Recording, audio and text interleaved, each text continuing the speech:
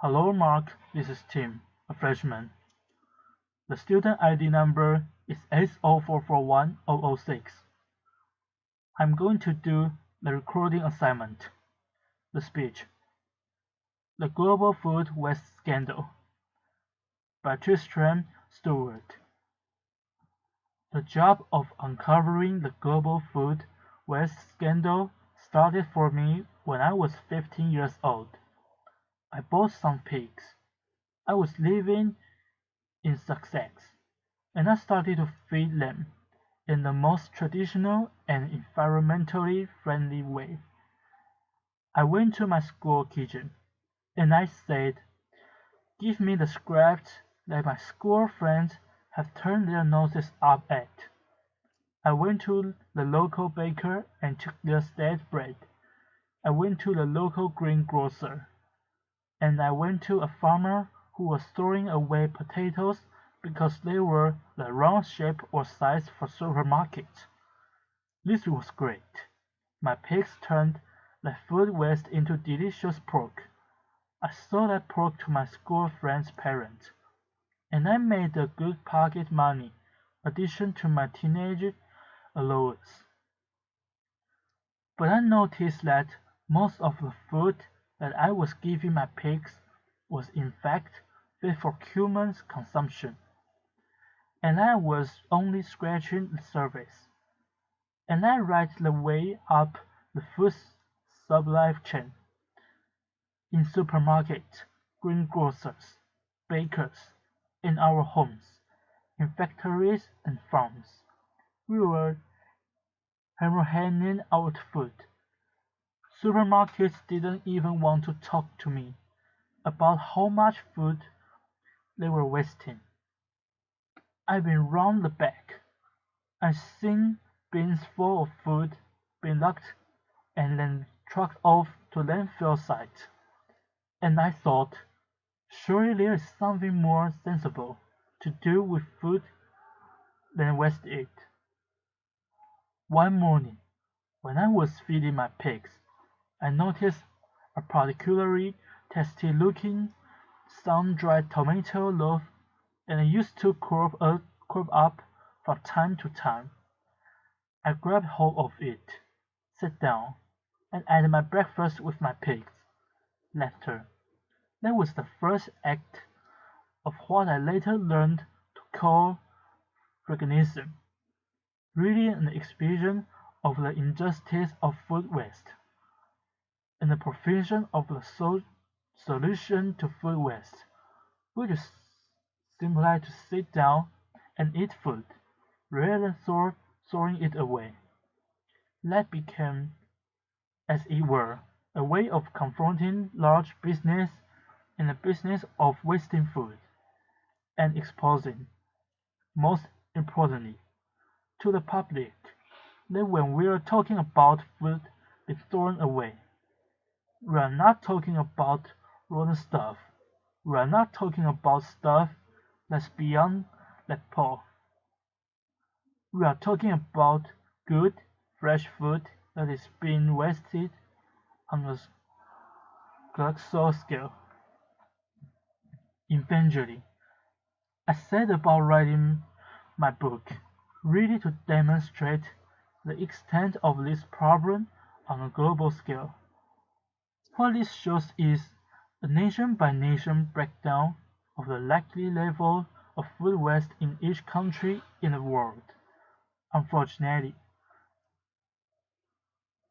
empirical data, good, hard stats, don't exist, and therefore to prove my point, I first of all had to find some proxy way of uncovering how much food was being wasted. So I took the food supply of every single country and I compared it to what was actually likely to be being consumed in each country. That's based on diet intake surveys. It's based on levels of obesity. It's based on a range of factors that gives you an approximate guess as to how much food is actually going into people's mouths. That black line in the middle of that table is the likely level of consumption with an allowance for certain levels of inevitable waste. There will always be waste. I'm not that unrealistic that I think we can live in a waste-free world. But that black line shows what the food supply should be in a country if we allow for a good, stable, secure, nutritional diet for every person in that country.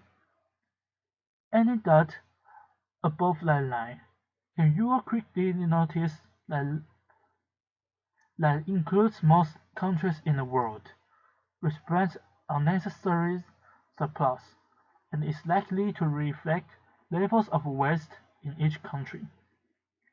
As a country gets richer, it invests more and more in getting more and more surplus into its shops and restaurants. And as you can see, most European and North American countries fall between 150 and 200% of the nutritional requirements of their populations. So a country like America has twice as much food on its shop shelves and in its restaurants than is actually required to feed the American people. But the thing that really struck me when I plotted all this data, and it was a lot of numbers, was that you can see how it levels off. Countries rapidly shoot towards that 150 mark, and then they level off, and they don't really go on rising as you might expect. So I decided to unpack the data a little bit further to see if that was true or false. And that's what I came up with. If you include not just the food that ends up in shops and restaurants, but also the food that people feed to livestock, the maize, the soy, and wheat, that humans could eat but choose to fatten livestock instead to produce increasing amounts of meat and dairy products. What you find is that most rich countries have between 3 and 4 times that amount of food that their population needs to feed itself. A country like America has 4 times the amount of food that it needs. When people talk about the need to increase global food production to feed those 9 billion people that are expected on the planet by 2050, I always think of these graphs. The fact is, we have an enormous buffer in rich countries between ourselves and hunger. We've never had such gargantuan surpluses before. In many ways, this is a great success story of human civilization, of the agricultural surpluses that we set out to achieve 12,000 years ago. It is a success story. It has been a success story. But what we have to recognize now is that we are reaching the ecological limits that our planet can bear. And when we chop down forests, as we are every day, to grow more and more food, and we extract water from depleting water reserves, when we emit fossil fuel emissions in a quest to grow more and more food, and then we throw away so much of it, we have to think about what we can start saving. And yesterday, I went to one of the local supermarkets that I often visit to inspect. If you like what they are throwing away, I found quite a few packets of biscuits amongst all the fruits and vegetables and everything else that was in there. And I thought, well, this could serve as a symbol for today. So I want you to imagine that these 9 biscuits that I found in a bin represent the global food supply. Okay, we start out with 9. That's what it feels around the world every single year. The first biscuit we are going to lose before we even leave the farm. That's a problem primarily associated with developing world agriculture.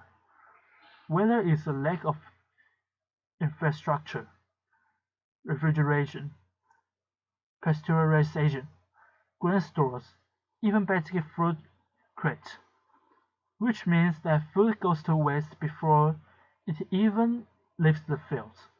The next three biscuits are the foods that we decide to feed to livestock: the maize, the wheat, and the soya.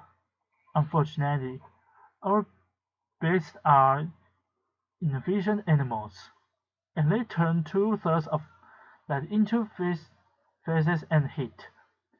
And we've lost those too, and we've only kept this one in meat and dairy products. 2 more we are going to throw away directly into bins. This is what most of us think of when we think of food waste. What ends up in the great garbage? What ends up in supermarket bins? What ends up in restaurant bins? We've lost another 2, and we've left ourselves with just 4 biscuits to feed on. That is not a superlatively efficient use of global resources, especially when you think of the billion hungry people that existed already in the world. Having gone through the data, I then needed to demonstrate where that food ends up. Where does it end up? We're used to seeing the stuff on our plate. But what about all the stuff that goes missing in between? Supermarkets are an easy place to start. This is a result of my hobby, which is an audiovisual bin inspection. Laughter. Strange you might think, but if we could rely on corporations to tell us what they were doing in the back of the stores, we wouldn't need to go sneaking around the back, opening our bins and having a look at what's inside. But it is what you can see more or less on every street corner in Britain, in Europe, in Northern America. It represents a colossal waste of food.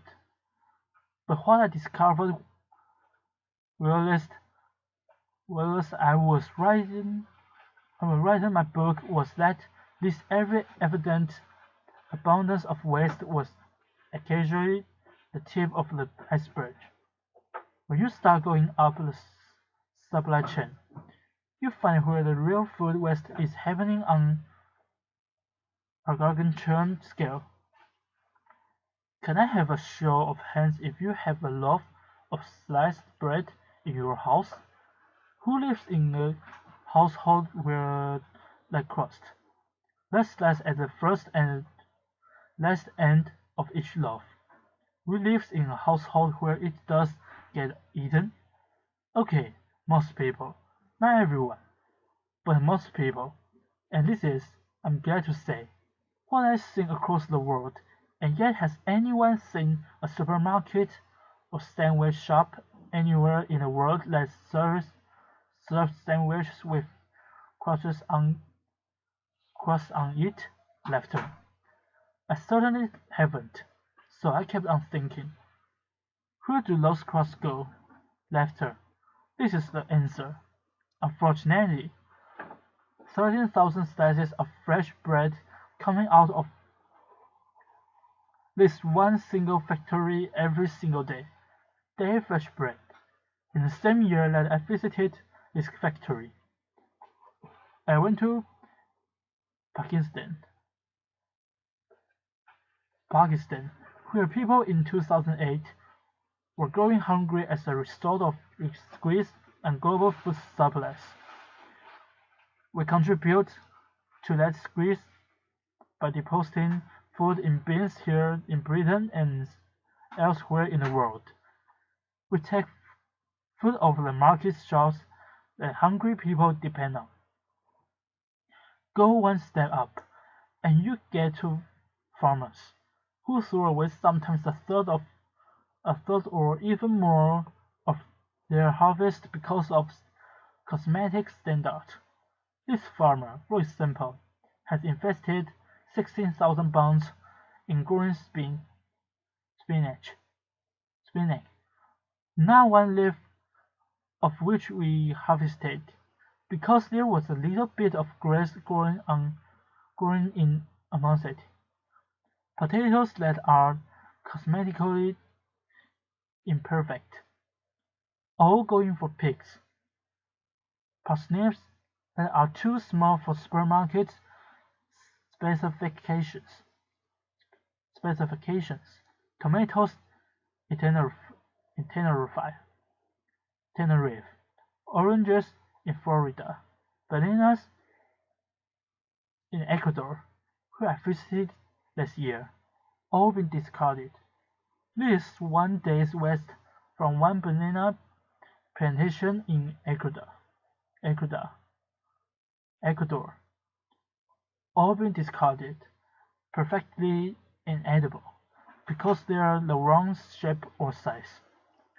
If we do that to fruit and vegetables, you bet we can do it to animals too. Liver, lungs, heads, tails, kidneys, testicles, all of these things which are traditional, delicious and nutritious parts of our gastronomy go to waste. Awful consumption has halved in Britain and America in the last 30 years. As a result, this stuff gets fed to dogs at best, or is incinerated. This man in Kashinga, Xinjiang province, province in western China, is serving up his national dish. It's called sheep's organs. It's delicious, it's nutritious, and as I learned when I went to Kashinga, it symbolized their taboo against food waste. I was sitting in a roadside cafe. The chef came to talk to me. I finished my bowl, and halfway through the conversation, he stopped talking and he started pouring into my bowl. I thought, my goodness, what table have I broken? How have I insulted my host? He pointed at 3 grains of rice at the bottom of my bowl, and he said, "Clay." Laughter, I thought. My God, I go around the world telling people to stop wasting food. This guy has thrashed me at my own game. Laughter. But it gave me the faith. It gave me the faith that we, the people, do have the power to stop this tragic waste of resources if we regard it as socially unacceptable to waste food on a colossal scale. If we make noisy about it, tell corporations about it, tell governments we want to see an end to food waste, we do have the power to bring about that change. Fish, 40 to 60% of European fish are discarded at sea. They don't even get landed. In our homes, we've lost touch with food. This is an experiment I did on 3 lettuces. Who keeps lettuces in their fridge? Most people. The one on the left was kept in the fridge for 10 days. The one in the middle, on my kitchen table, not much difference. The one on the right I treated like cut flowers. It's a living organism. Cut the slice off. Stuck it in a vase of water. It was all right for another 2 weeks after this. Some food waste, as I said at the beginning, will inevitably arise. So the question is, What is the best thing to do with it? I answered the question when I was 15. In fact, humans answered that question 6,000 years ago. We domesticated pigs to turn food waste back into food. And yet, in Europe, that practice has become illegal since 2001 as a result of a foot and mouth outbreak. It's unscientific, it's unnecessary. If you cook food for pigs, just as if you cook food for humans, it is rendered safe. It's also a massive saving of resources. At the moment, Europe depends on importing millions of tons of soy from South America, where its production contributes to global warming, to deforestation,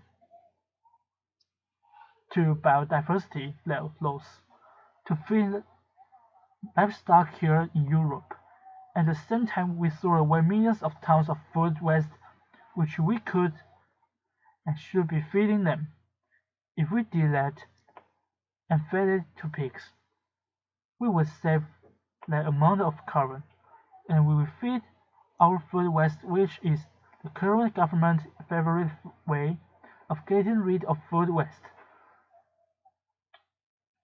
to anaerobic digestion, which turns food waste into gas to produce electricity.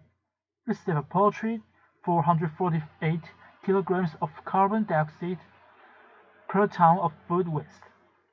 It's much better to feed it to pigs. We knew that during the war. Later, a silver lining, it has kicked off globally. The quest to tackle food waste. Feeding the 5,000 is an event I first organized in 2009. We fed 5,000 people all on food that otherwise would have been wasted. Since then, it happened again in London. It's happening internationally and across the country. It's a way of organizations coming together to celebrate food. To say the best thing to do with food is to eat and enjoy it, and to stop wasting it, for the sake of the planet we live on, for the sake of our children, for the sake of all the other organisms that share our planet with us. We are a terrestrial animal, and we depend on our land for food. At the moment, we are trashing our land to grow food that no one eats. Stop wasting the food. Thank you very much. A pause.